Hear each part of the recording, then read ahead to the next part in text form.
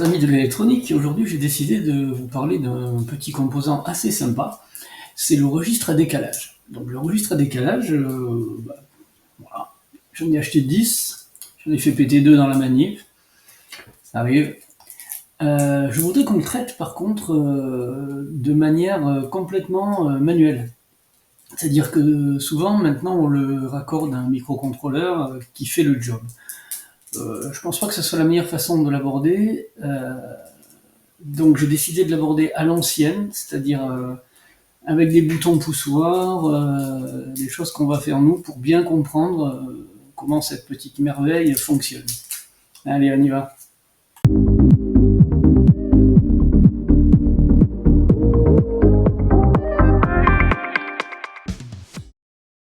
Alors, ce petit circuit 74 595, sa dénomination exacte, bon, c'est registre à décalage, mais registre à décalage d'entrée série et de sortie parallèle, c'est-à-dire que l'entrée qui se fait ici, c'est serial, série. Les données sont en série, c'est-à-dire à la queue leu, les unes après les autres. Et tout le monde sort en même temps de ces sorties, nommées ici Q0 à Q7. Normalement, on met QA, QB, QC, QD, ainsi de suite. Mais bon, c'est pas grave ça. Donc, qu'est-ce qu'on peut faire avec? On peut contrôler des LED, des matrices LED, des barres de progression.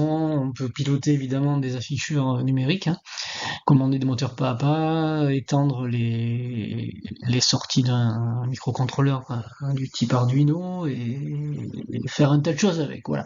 Mais je voulais vraiment vous le présenter de manière manuelle, c'est-à-dire pas relié à un quelconque programme pour bien que vous compreniez comment il fonctionne. Alors, avant d'aborder vraiment la partie technique, on va passer par une petite illustration pour bien comprendre ce que c'est qu'un système FIFO et un registre. Donc, un système FIFO, c'est un système qui en anglais veut dire first in, first out. C'est-à-dire que le premier entré, c'est le premier sorti. Donc là, on comprend bien sur l'illustration que le premier carton rentré sur l'étagère, ça a été le numéro 1. Puis il a été poussé par les autres cartons. Donc le premier carton qui est sorti de cette étagère, c'est le carton numéro 1. Donc le premier qui est rentré, c'est le premier qui est sorti, et ainsi de suite. Voilà, ça c'est bien le système FIFO. Ensuite, le registre, qu'est-ce que c'est? Un registre, c'est un endroit, un emplacement où l'on stocke des données. Ici, on peut dire que les données sont les numéros sur les cartons. Donc on a un registre de 4 données. Donc, si je veux l'état de mon registre à décalage, puisqu'il se décale, on a bien compris que ce registre se décale tout le temps, il faut que je prenne une photo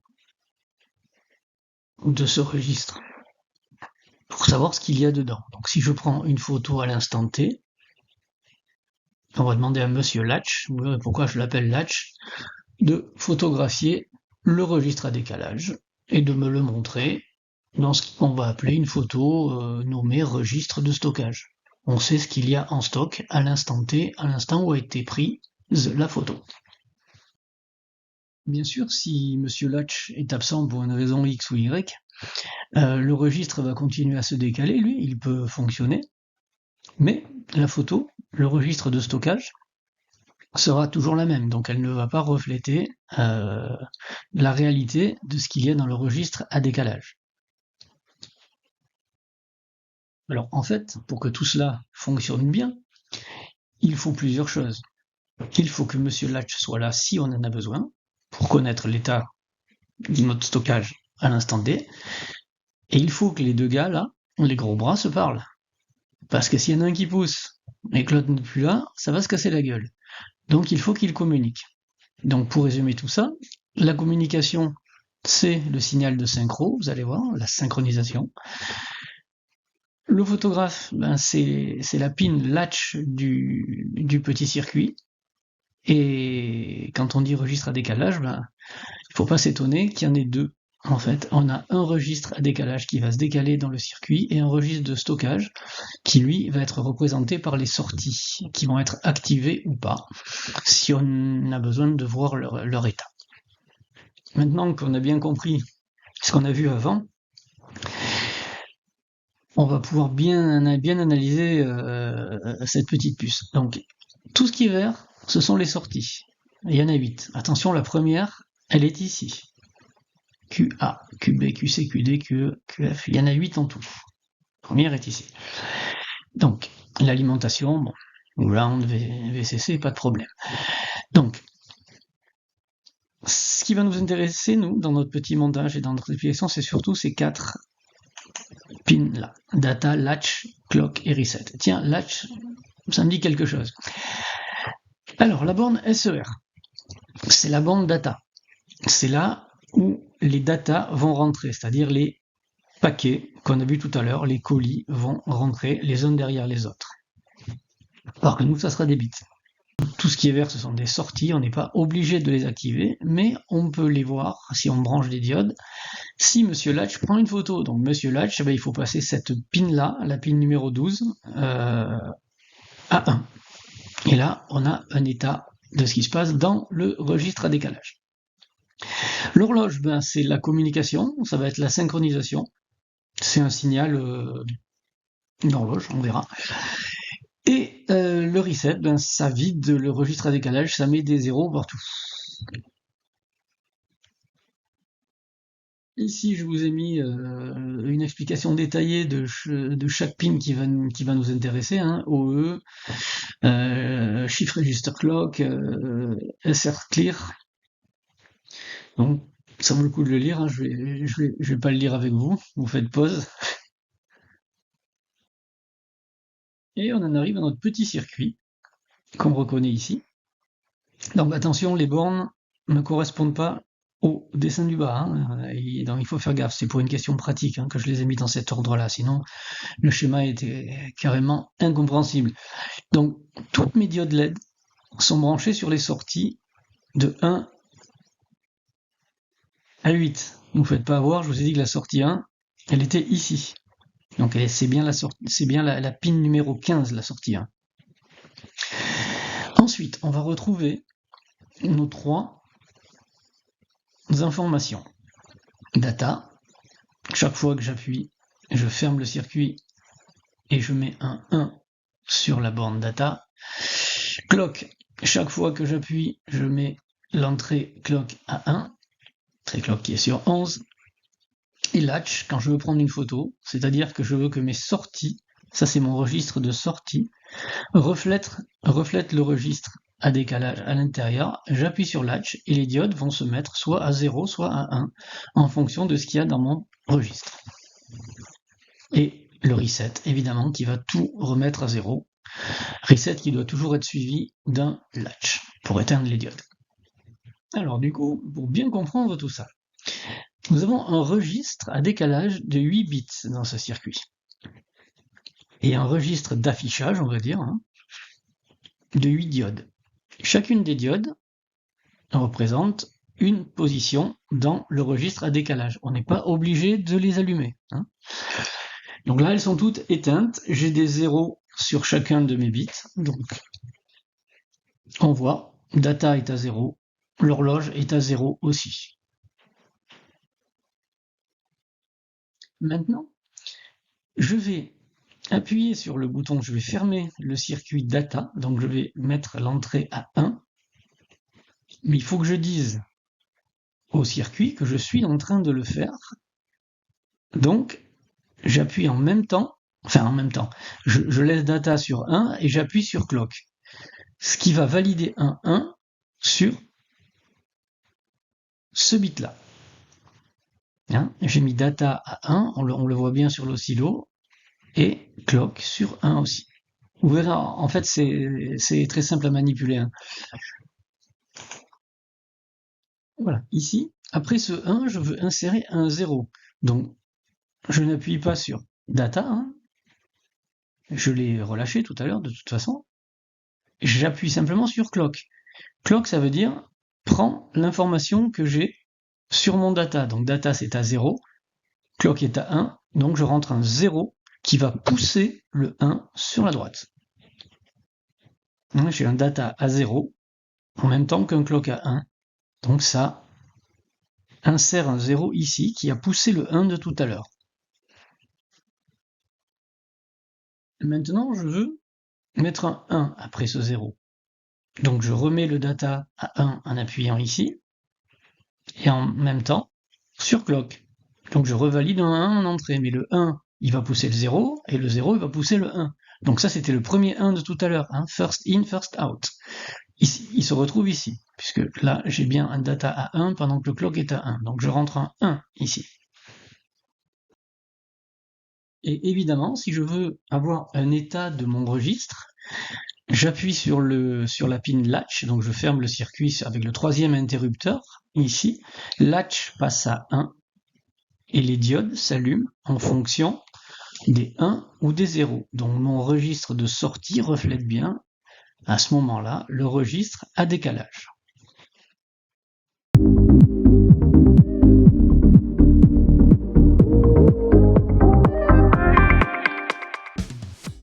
Voilà le petit montage. Donc là, on reconnaît tout à fait sur la gauche le circuit, hein, ici, qui est relié aux sorties aux diodes, hein, de 1 à 8, et les interrupteurs, respectivement latch, data, clock et le reset. Alors à la mise sous tension, souvent, ça fait n'importe quoi.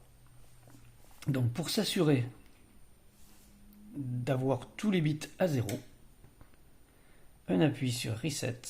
Donc là on a reseté le registre, mais la sortie ne le reflète pas tant qu'on n'a pas appuyé sur latch. Voilà. Là j'ai pris une photo du registre qui est à 0. Donc maintenant je veux rentrer un 1 sur la première sortie. Donc je mets mon data à 1 et mon clock à 1. Je lâche. Donc là, en théorie, j'ai un 1 ici, mais je ne l'affiche pas encore. Il faut appuyer sur latch pour le voir. Voilà. Parfait. Maintenant, je veux insérer un 0 avant ce 1. Donc je vais le pousser sur la droite, ce 1. Donc là, l'interrupteur data est déjà à 0, donc j'ai qu'un appui sur clock à faire pour lui dire je rentre une valeur 0. Le registre à décalage a changé, l'affichage non, parce que je n'ai pas appuyé sur latch. Voilà. Là, on est décalé de 1. On voit bien que là, maintenant, la première diode est éteinte. Donc si je veux que ce 1 passe en 8, je dois appuyer 7 fois dessus. 1, 2, 3, 4, 5, 6 fois, pardon. Donc je vais insérer 6 zéros avec le clock. 1, 2, 3, 4, 5, 6. Le registre a changé. J'appuie sur latch pour le voir. On est bien comme ça. Je remets à 0, reset et latch.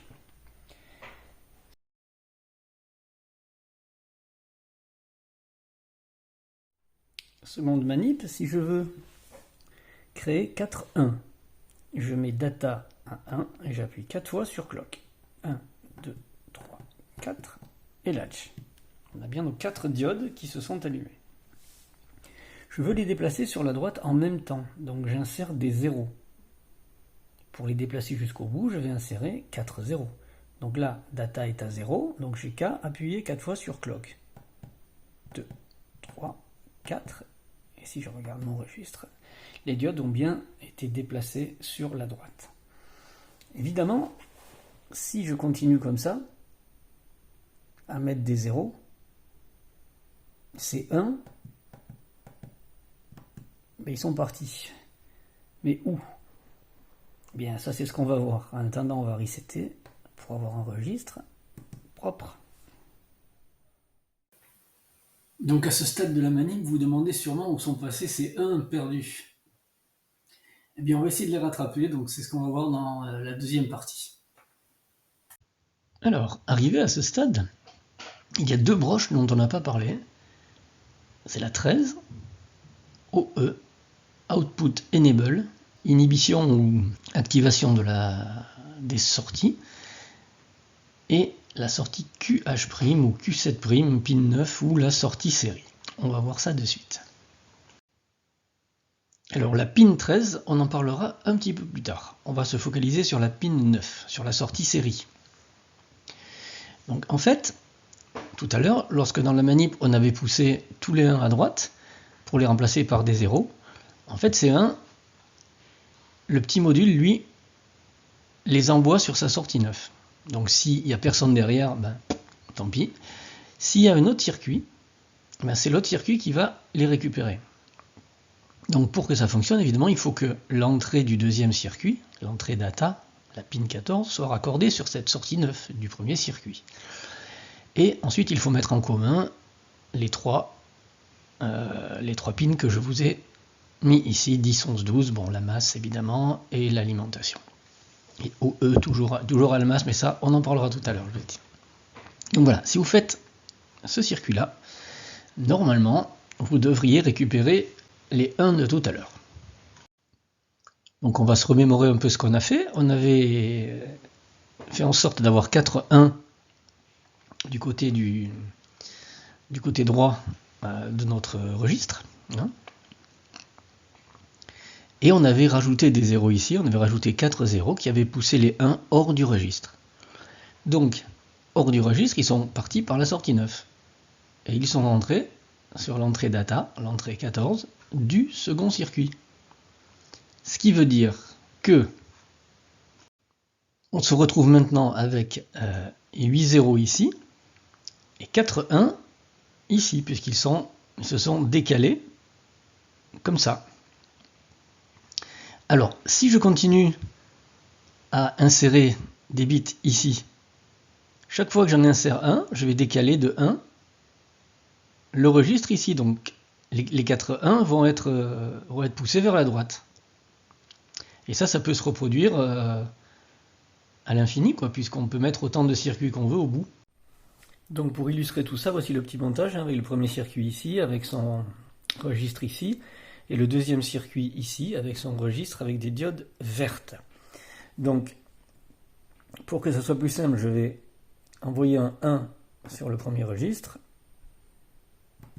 Le voici. Je vais le décaler le plus à droite, avec des zéros, c'est plus facile. 2, 3, 4, 5, on regarde où il est là. J'appuie encore une fois, je vais le décaler de 1. Voilà, il est au bout de ce registre-là. Donc, si je rajoute un 0 ou un 1 sur ce registre, je vais le pousser dehors. S'il n'y a personne, tant pis. Mais là, il y a un autre circuit derrière. Donc, admettons que je rentre un 1 ici. Ce qu'on va faire, je l'affiche. J'ai bien mon 1 ici, mais le 1 qui était là tout à l'heure est passé ici. Et plus je vais décaler ici, et plus ça va décaler ici aussi. Donc là, j'ajoute des 0 à mon registre à gauche. Et à chaque fois, je décale de 1. Évidemment, comme il n'y a personne derrière le deuxième module, ce dernier 1 là qui va apparaître ici, ben, il va disparaître dans la nuit. Voilà, mais l'autre, il a traversé. Et si je continue, évidemment, hop, il n'y a plus personne. Alors, dernier point, c'est cette fameuse broche 13. Donc, Output Enable, en fait, comme son nom l'indique, elle inhibe ou elle active les sorties, sans changer leur état. Donc, concrètement, si j'envoie quelque chose sur mon registre et que je l'affiche, si cette sortie est à 0, si cette entrée, 13 est à 0, je vois ce qui se passe dans mon registre. Si je la mets à 1, je ne le vois pas. Voilà. Si je la mets à 0, je vois. Donc je peux changer mon registre entre-temps, le revalider, je vois rien. Si je veux l'afficher, je mets cette sortie à 0. Alors, à quoi ça peut servir? Ça peut servir à éviter ce genre de truc, c'est-à-dire, lorsqu'on désactive, lorsqu'on débranche le circuit et qu'on le rebranche, souvent, voilà, ça fait n'importe quoi au niveau des diodes. Ça affiche n'importe quoi. Donc, le plus simple, bon, là c'est des diodes, donc ça n'a aucune importance ce qui se passe derrière, mais s'il y a des automates ou des choses assez sensibles, ça peut être emmerdant. Donc, le mieux, je vous montre le schéma après, c'est de tirer cette entrée au positif pour qu'elle soit inhibée au démarrage. Ce que j'ai fait là. Donc là, si je démarre, il ne se passe rien. Voilà. Je reset proprement. Et là, je peux la remettre à 0. Et mes diodes ne se sont pas activées pour rien, en fait. Je vous montre le schéma de suite. Alors j'ai repris le schéma du tout début. Donc j'ai simplement rajouté une résistance de 10K raccordée au positif sur l'entrée 13. Avec un interrupteur à bascule qui, lui, est relié à la masse. Donc dans cet état-là, j'ai mon entrée 13 qui est au positif, bien sûr. Donc elle inhibe les sorties. Donc je peux mettre mon circuit sous tension. Les sorties ne s'activeront pas. Maintenant, l'interrupteur est fermé. Sur le 13, j'ai bien un 0. Puisqu'il y a le moins qui est directement branché dessus, enfin le 0 volt. Ce qui veut dire que mes sorties sont actives. Donc chaque fois que je vais appuyer sur latch, les sorties vont refléter l'état du registre. Voilà, donc ça il faut y penser au démarrage. Alors évidemment avec un Arduino, avec un microcontrôleur derrière, c'est beaucoup plus facile. Voilà, mais là il faut faire comme ça, quoi. Il faut mettre cet interrupteur, il faut ouvrir cet interrupteur, alimenter le circuit, resetter, et après on peut travailler correctement.